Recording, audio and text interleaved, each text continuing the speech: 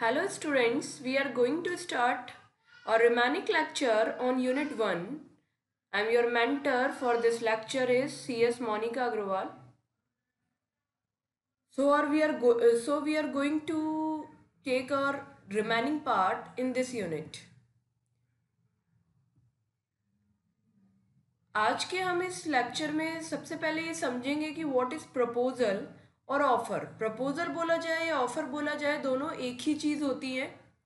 इसे प्रपोजल के नाम से भी प्रोनाउंस किया जा सकता है और ऑफ़र भी। As per contract act proposal क्या होता है, ऑफ़र क्या होता है, ये हम समझने की कोशिश करेंगे। When one person signify another his willingness to do or abstain from doing anything with a view to obtaining the assent of other।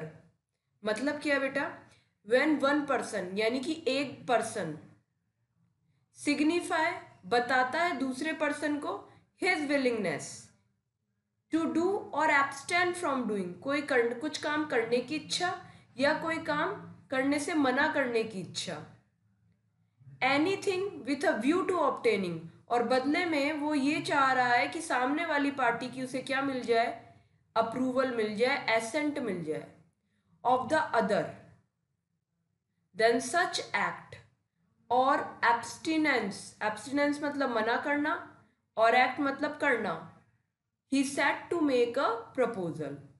तो बेटा कोई बंदा इस अप्रोच से दूसरे बंदे को ऑफर देता है कि बदले में वो उसकी विलिंगनेस चाह रहा है, उसकी एसेंट चाह रहा है, अपनी विलिंगनेस बताते हुए, इसे क्या बोलते हैं, प्रपोजल बोलते हैं।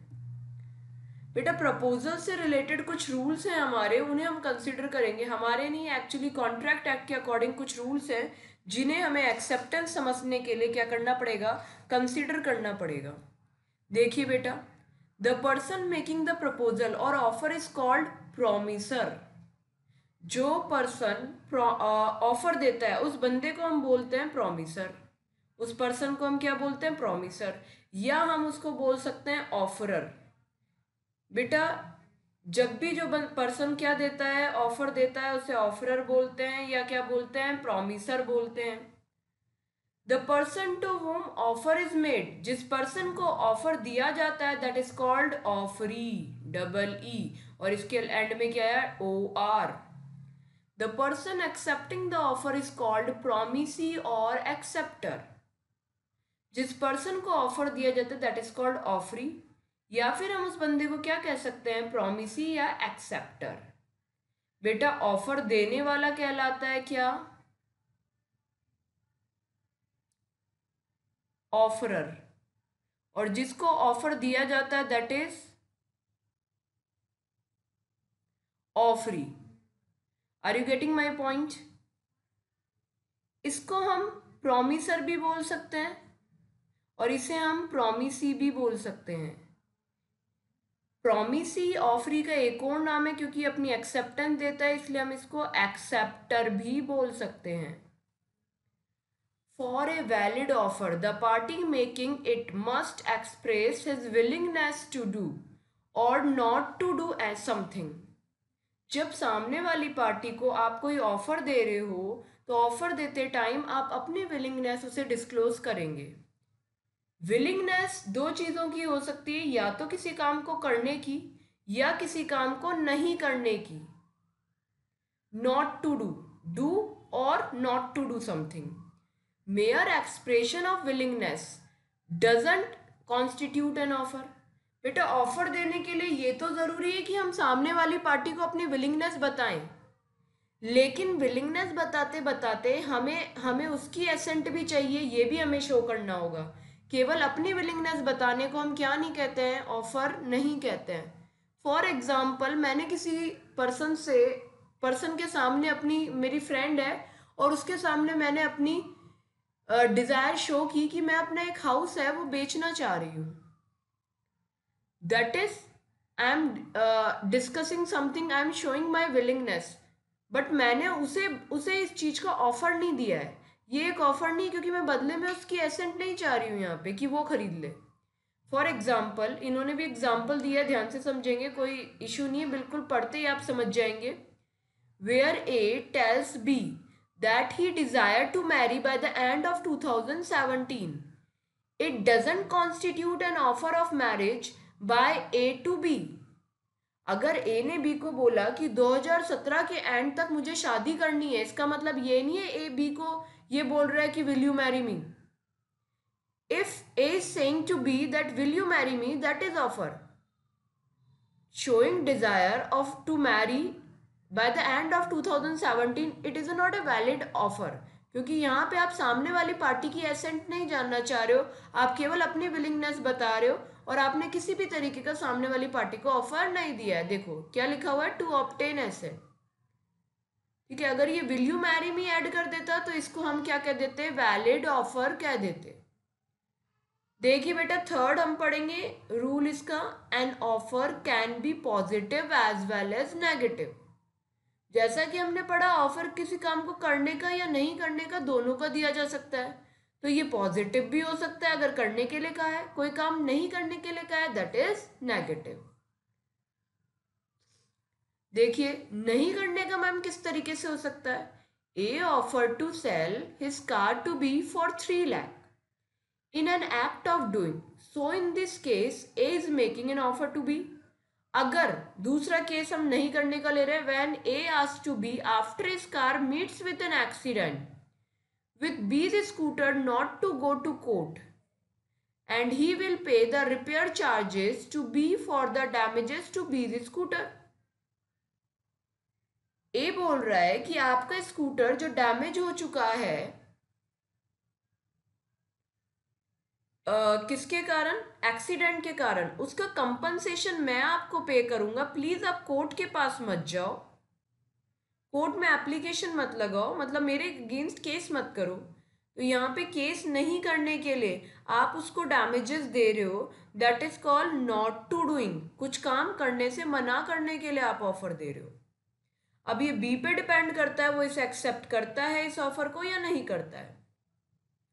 The willingness must be expressed with a view to obtain assent of other party to whom offer is made. सामने पार्टी की एक्सेप्टेंस लेना आपका क्या होना चाहिए, ऑफर के अंदर पर्पस होना चाहिए. बेटा आई होप आपको ये सब समझ में आ ही रहा होगा. हम अपनी नेक्स्ट स्लाइड की तरफ बढ़ते हुए अब हम देख रहे हैं बेटा काइंड्स ऑफ ऑफर, यानी कि ऑफर कितने तरीके से दिए जा सकते हैं. देखेंगे बेटा, on the basis of making offer, दो तरीके के ऑफर होते हैं, एक्सप्रेस, दूसरा इम्प्लाइड. अगर आप कोई ऑफर बाय वर्ड्स दे रहे हैं that is called express offer. अगर आप बाय कंडक्ट किसी को ऑफर दे रहे हैं that is called implied offer. ये तो था तरीके के बेस पे, यानी कि ऑफर देने के तरीके के बेस पे हमने दो तरीके के ऑफर को बाइफरगेट किया है. अगर हम देखना चाहें कि जिस बंदे को ऑफर दिया जा रहा है, मतलब ऑफरी के बेसिस पे ऑफर दो तरीके का हो सकता है, एक तो जनरल ऑफर एंड दूसरा स्पेसिफिक ऑफर. फॉर एग्जाम्पल मैंने बोला कि मैं मिस्टर ए को, ये मिस्टर ए हैं, इनको मैं अपनी कार 4 लाख में बेचना चाहती हूँ. तो मैंने 4 लाख में कार बेचने का ऑफर दिया मिस्टर ए को. ये ऑफर किसी और के लिए नहीं है, केवल किसके लिए है, मिस्टर ए के लिए. तो ये ऑफर कहलाएगा क्या, स्पेसिफिक ऑफर. या फिर मैंने बोला बेटा क्लास में से या किसी को भी, मैंने एडवर्टाइजमेंट डाल दिया अखबार में, किसी को भी मेरी कार खरीदनी है वो खरीद ले, मैं 4 लाख में बेचना चाहती हूँ. तो ये क्या कहलाएगा, 4 लाख में बेचने वाला जनरल ऑफर. अगर मैंने बंदे का नाम स्पेसिफाइड कर दिया that is called mister A, तो ये क्या हो गया, स्पेसिफिक ऑफर. और अगर मैंने नाम स्पेसिफाइड नहीं किया है, यानी कि ये सबके लिए है, जनरल ऑफर है, तो उसे हम बोलते हैं जनरल ऑफर. देखिए बेटा और भी कई टाइप के हमने ऑफर्स को क्लासिफाइड किया है. जनरल ऑफर मैंने आपको बता ही दिया, स्पेशल ऑफर आपको बता ही दिया, यानी कि स्पेसिफिक ऑफर. काउंटर ऑफर क्या होता है मैम, बेटा ध्यान से समझेंगे, बहुत बड़ा कंफ्यूजन होता है बच्चों को क्रॉस ऑफर और काउंटर ऑफर के बीच में. बेटा काउंटर ऑफर आप क्या होता है, आपने सामने वाली पार्टी को कोई ऑफर दिया. फॉर एग्जाम्पल ए ने बी को ऑफर दिया कि हे बी, मैं तुझे 3 लाख में अपनी कार बेचना चाहता हूं। बी ने ए को ऑफर दिया, बी ने रिप्लाई में बी ए को ऑफर दिया कि तू मुझे अपनी कार 2.5 लाख में बेच दे, 3 लाख में तो मैं खरीदूंगा नहीं, 2.5 लाख में बेच दे। तो यहां पे आपने ऑफर के अगेंस्ट दूसरा ऑफर दे दिया जिसकी terms and conditional original offer से डिफरेंट है, तो इसे अपन बोलेंगे काउंटर ऑफर। अब समझेंगे क्रॉस ऑफर। ए ने बी को ऑफर दिया 3 लाख में मैं अपनी कार तुझे बेचना चाहता हूं। ये ऑफर अभी ट्रांजिट में है, फॉर एग्जांपल पोस्ट के थ्रू दिया है। कल तक ये ऑफर बी के पास पहुंचेगा, लेकिन उससे पहले ही बी ने ए को ऑफर दे दिया कि मैं तेरी कार 3 लाख रुपए में खरीदना चाहता हूं। तो इस केस में दोनों ही पार्टी सेम ऑफर एक दूसरे को दे रही हैं, लेकिन कहीं पे भी एक्सेप्टेंस नहीं हो रही, दोनों ही ऑफर है। तो बेटा ये क्या कहलाएगा? Cross offer. फिर बात आती है अपने स्टैंडिंग ऑफर की। What is standing offer? ऐसे ऑफर जिसके अंदर आप एक बार एक्सेप्टेंस दे देते हो ऑफर की, लेकिन वो offer for a time period valid होता है, specified time period. For example देखेंगे बेटा, क्या हो सकता है इसका एग्जाम्पल। अगर आपने टेंडर निकाला for the canteen purpose, for example आपकी ऑर्गेनाइजेशन में कैंटीन की जरूरत थी और आपने उसके लिए टेंडर निकाला, कई लोगों ने वो टेंडर भरा और एक बंदे को वो टेंडर मिल गया, तो इसका मतलब उसे एक ही दिन रेस्टोरेंट की सर्विस देनी है, कंटिन्यूस बेसिस पे जितना टाइम पीरियड स्पेसिफाइड है उतने टाइम पीरियड के लिए देनी है। तो यहाँ पे फॉर द टाइम पीरियड अगर ऑफर चलता है यानी कि कंटिन्यूस चलता है, स्टैंडिंग मतलब चलता रहता है ऑफर, उसे क्या बोलते हैं? Standing offer. आई होप आप टाइप्स ऑफ ऑफर समझ गए होंगे। डिटेल में डिस्क्रिप्शन है with some case law, very popular case law of general offer. समझेंगे बेटा, काफी चीजें आपको इसमें क्लियर होगी, ध्यान से समझने की कोशिश करेंगे। It is an offer made to public at large. ऐसा ऑफर जो सबके लिए, पब्लिक एट लार्ज के लिए। Hence anyone can accept to do desired act. कोई भी बंदा चाहे तो ये काम कर सकता है। अब इससे रिलेटेड एक सिग्नेचर केस है। सिग्नेचर केस मतलब जो मेन केस है इस कॉन्सेप्ट का, that is Carlill versus carbolic small balls company. अभी मैं आपको बताऊंगी इस केस में क्या हुआ था। Anyone performing the condition of offer. आपने जो ऑफर की कंडीशन बताई है, अगर कोई भी बंदा उस ऑफर की कंडीशन को परफॉर्म कर लेता है तो ये माना जाता है कि ऑफर एक्सेप्टेड हो गया है। Until the general offer is retorted or withdrawn, it can be accepted by anyone at any time. It is a continuing offer. अब बेटा ये केस में क्या हुआ था ये समझते ही आप जनरल ऑफर को अच्छे से समझ जाएंगे। एक कंपनी थी जिसका नाम था कार्बोलिक स्मॉल बॉल कंपनी। इन्होंने अपना एक एडवर्टाइजमेंट अखबार में निकाला था कि अगर हम लोग क्या करेंगे, एक रिवॉर्ड देंगे 100 पाउंड का उन लोगों को जिनको अगर इन्फ्लुएंजा हो गया हमारी स्मॉक बॉल्स नाम की मेडिसिन लेने के बाद भी, जो हमारी कंपनी ने बनाई है, वो मेडिसिन अगर आपने डायरेक्शंस के अकॉर्डिंगली, प्रिंटेड डायरेक्शंस के अकॉर्डिंग, और फिर भी आपको इन्फ्लुएंजा हो गया तो आपको क्या दिया जाएगा? 100 पाउंड का इनाम दिया जाएगा, क्योंकि इट्स इम्पॉसिबल, ऐसा उनका कहना था कि हमारी दवाई लेने के बाद आपको इन्फ्लुएंजा नहीं होगा। एक लेडी थी जिनका नाम था मिसेस कार्लिल। उन्होंने स्मॉक बॉल्स का उसी तरीके से यूटिलाइजेशन किया जैसे कंपनी ने डायरेक्शन दी थी, फिर भी उन्हें इन्फ्लुएंजा हो गया।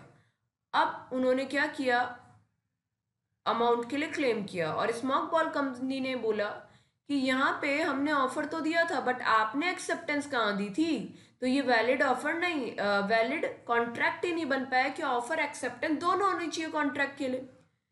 तो कार्लिन ने ये जस्टिफिकेशन दिया कि यहाँ पे जनरल ऑफर है और जनरल ऑफर में जो तरीका आपने बताया वो मैं परफॉर्म करती हूँ, उसके बाद भी ये माना जाता है कि मैंने ऑफर एक्सेप्ट कर लिया है। अगर performing the condition of offer can be consider to have accepted the offer. तो ये जो रूल है वो किस पे लगता है? जनरल ऑफर पे, कि अगर आप ऑफर की कंडीशन से कंप्लाई करते हो तो ऑटोमेटिकली ये मान लिया जाएगा कि आपने क्या किया है, ऑफर को एक्सेप्ट कर लिया है। तो इस केस में उसे अलग से एक्सेप्टेंस देने की जरूरत नहीं थी और उसे क्लेम मिल जाएगा, he can recover the amount of 100 pound. बेटा एक और सिग्नेचर केस है जिसका नाम है लालमैन शुक्ला वर्सेस गौरी दत्त। बेटा एक गौरी दत्त जी थे, उनके यहाँ एक सर्वेंट काम करता था लालमैन। अब उनके यहाँ पे उनकी भतीजी थी एक गौरी दत्त जी की, वो खो गई। बच्चे खेलते खेलते आगे पीछे कहीं निकल गई और खो गई, वो मिल नहीं रही थी। तो लालमैन जी उसको ढूंढने निकल गए। थोड़ी देर बाद भी लालमैन जी बच्चे के साथ वापस नहीं आए और गौरी दत्त जी की चिंता बढ़ती गई। तो उन्होंने अनाउंस किया कि जो भी मेरी भतीजी को ढूंढ के लाएगा उसको मैं कुछ रिवॉर्ड दूंगा। थोड़ी देर बाद एल यानी कि लालमैन जी नेफ्यू को लेके सामने आ जाते हैं। अभी तक उन्हें पता नहीं कि इस बात पे कोई इनाम डिक्लेयर्ड है। थोड़ी देर बाद जैसे वो अपने घर की तरफ जाते हैं, उनको पता चलता है, कोई बोलता है कि तुम्हें रिवॉर्ड मिल गया क्या? तो बोलता कौन सा रिवॉर्ड? बोले तुम्हारे जाने के बाद तुम्हारे बॉस ने रिवॉर्ड निकाला था कि जो भी नेफ्यू को ढूंढ के लाएगा उसे क्या मिलेगा? इनाम। तो यहाँ पे लालमैन जी गए वापस गौरी दत्त के पास कि आप क्या करो, मुझे मेरा रिवॉर्ड दो। तो यहाँ पे गौरी दत्त जी ने कहा कि आपने ये काम किसके लिए नहीं किया है? रिवॉर्ड के लिए नहीं किया है। क्यों? क्योंकि offer should be communicated to offeree. यहाँ पे आपको ऑफर कम्युनिकेट ही नहीं किया गया during the performance of contract. तो काम परफॉर्म होते टाइम आपको ये पता ही नहीं था कि ऑफर क्या है। तो यहाँ पे ये वैलिड ऑफर नहीं है। जब तक ऑफर की रिकग्नाइजेशन किसको नहीं होती? ऑफरी की। चाहे वो किसी के लिए भी हो, उसको क्या नहीं मानते हम? वैलिड ऑफर नहीं मानते हैं। वैलिड ऑफर होने के लिए क्या होना जरूरी है? Communication of offer to offeree. तो ये भी बहुत बड़ा सिग्नेचर रोल है। तो यहाँ पे लालमैन जी अपने हाथ मसलते रह गए और उन्हें किसी भी तरीके का कोई भी कंपनसेशन, कोई भी रिवॉर्ड नहीं दिया गया।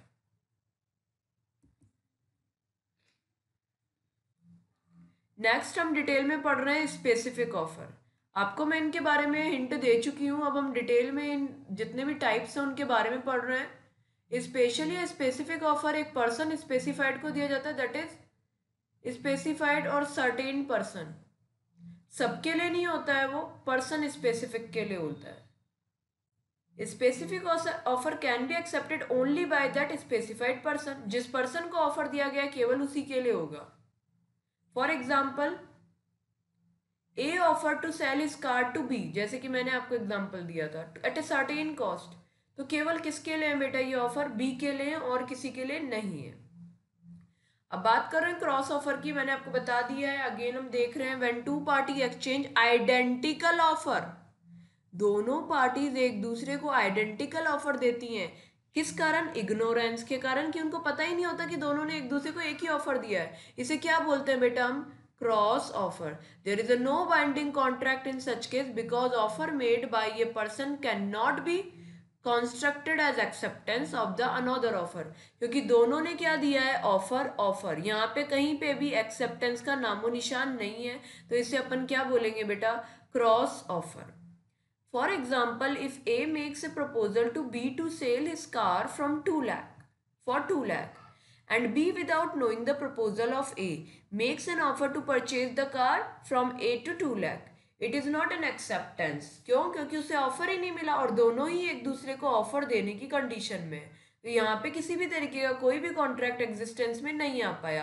क्यों? क्योंकि यहाँ पे किसी भी तरीके की कोई भी एक्सेप्टेंस नहीं है। क्रॉस ऑफर बहुत इंपॉर्टेंट है बेटा। नेक्स्ट है हमारा काउंटर ऑफर। मैंने जैसा कि आपको बताया कि अगर आप मेन ऑफर में किसी भी तरीके के क्या करते हो? मॉडिफिकेशन या वेरिएशन, तो वो क्या हो जाती है? क्वालिफाइड एक्सेप्टेंस हो जाती है, that can not be entertain. और आपका ओरिजिनल ऑफर क्या हो जाता है? रिजेक्ट, खत्म हो जाता है और नया ऑफर आ जाता है एग्जिस्टेंस में। जैसा कि मैंने आपको एग्जांपल दिया, सेम वैसे एग्जांपल है। प्लॉट था 10 लाख में बेचने के लिए, ए ने बी को ऑफर दिया, जबकि बी ने बोला मैं तो 8 लाख में खरीदूंगा। तो यहाँ पे क्या हो गया? ये काउंटर ऑफर हो गया, ना कि आपने 10 लाख वाले ऑफर को एक्सेप्ट किया है।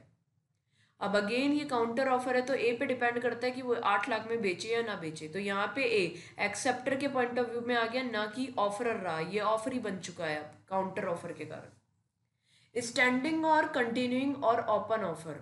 स्टैंडिंग, कंटिन्यूइंग, ओपन ऑफर मतलब जो चलता रहता है for the time period specified.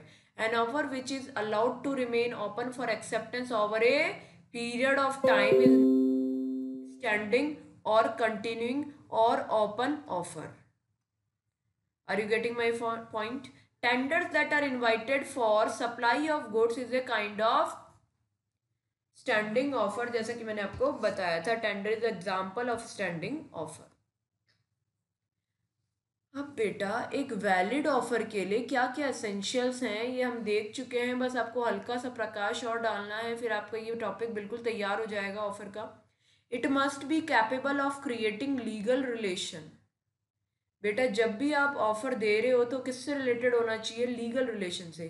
For example आपने अपने फ्रेंड को ऑफर दिया कि शाम को मेरे यहाँ पे डिनर पे आ जाना, और वो बंदे ने उस आपको प्रॉमिस किया कि आई विल कम, यानी कि acceptance they the. Acceptance is given by your friend, ठीक है। इन दिस केस क्या आपकी और आपके फ्रेंड की इंटेंशन है किसी तरीके के कॉन्ट्रैक्ट में आने की, लीगल रिलेशनशिप में आने की? No.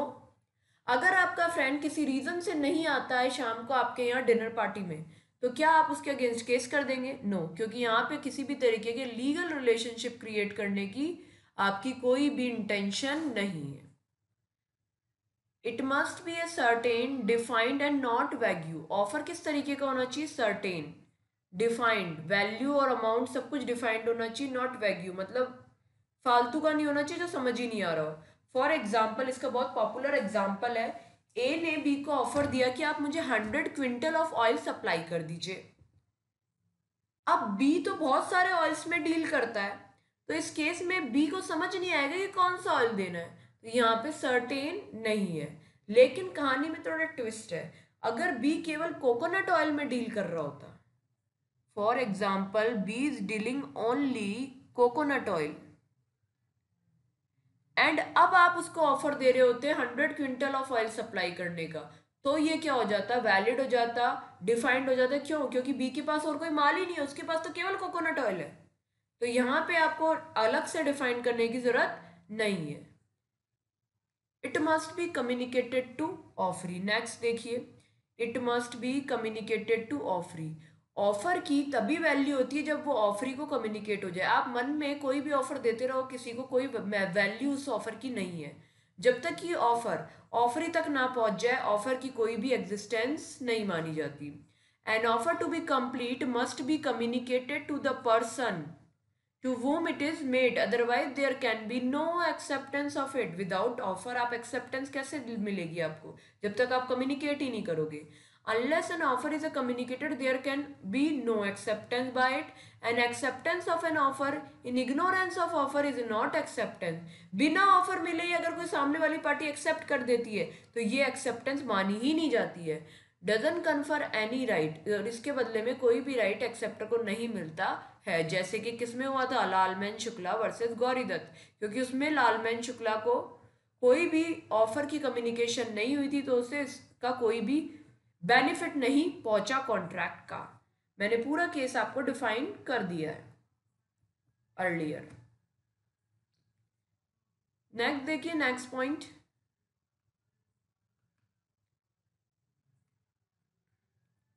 It must be made with a view to obtaining assent. आपने सामने वाली पार्टी की एसेंट लेने के पर्पज से ही ऑफर दिया हो तो ही वो वैलिड ऑफर होगा। इट में बी कंडीशनल। बेटा आप ऑफर के साथ किसी भी तरीके की कंडीशन लगा सकते हो। फॉर एग्जाम्पल आपने बोला कि मेरे को पेमेंट डीडी में चाहिए, कॉन्ट्रैक्ट के अंदर ऑफर देते टाइम मैं अपनी कार तुम्हें बेच दूंगा और मुझे पेमेंट डीडी में चाहिए, तो ये क्या हो गया? Demand draft. डीडी मतलब डिमांड ड्राफ्ट। तो ये कंडीशन आपने लगा दी। क्या आप ऑफर देते टाइम कंडीशन लगा सकते हो? Yes, you can make condition during forming a offer. Offer should not contain a term of non-compliance of which should amount to acceptance। बेटा आप ऑफर में किसी भी तरीके की ऐसी कंडीशन नहीं लगा सकते कि offer should not contain a term of non compliance of which would amount to acceptance, कि अगर आपने उस चीज की एक्सेप्टेंस नहीं की तो हम क्या मानेंगे? आपकी हाँ है, मतलब चुप रहना, अगर आपने कुछ नहीं कहा तो हम क्या मानेंगे कि आपने हाँ कर दी है। अगर आपके यहाँ से रिप्लाई नहीं आया हमें तो हम इसे वैलिड एक्सेप्टेंस मानेंगे। ऐसी कोई भी कंडीशन आप नहीं रख सकते। A propose to be to purchase is android mobile for 5000 and क्या बोला उसने, if no reply by 1 week it should be assume that be had accepted the proposal. तो ऐसा आप ये वाली कंडीशन है ना वो नहीं रख सकते क्योंकि इनवैलिड है। This would not result in to contract, क्योंकि तो आप थोप रहे हो उस पर कॉन्ट्रैक्ट, उसकी एक्सेप्टेंस कहाँ ले रहे हो यानी कि। Offer is different from A mayor statement of intention. आप ये मैंने पहले बता चुकी हूँ, अगर आप किसी को अपनी फीलिंग्स बता रहे हो कि मेरे को शादी करनी है, इसका मतलब ये नहीं आप उसको प्रपोज कर रहे हो। जब तक कि आप उसको ये नहीं कह देते विल यू मैरी मी, तब तक ये क्या नहीं माना जाएगा, offer. An invitation to make an offer और do business. In case of an invitation to make an offer, बेटा एक बहुत बड़ा प्रॉब्लम आता है। एक चीज होती है इन्विटेशन टू ऑफर और एक होता है ऑफर। अक्सर बच्चों को ये डाउट होता है कि इनविटेशन टू ऑफर और ऑफर में क्या डिफरेंस है।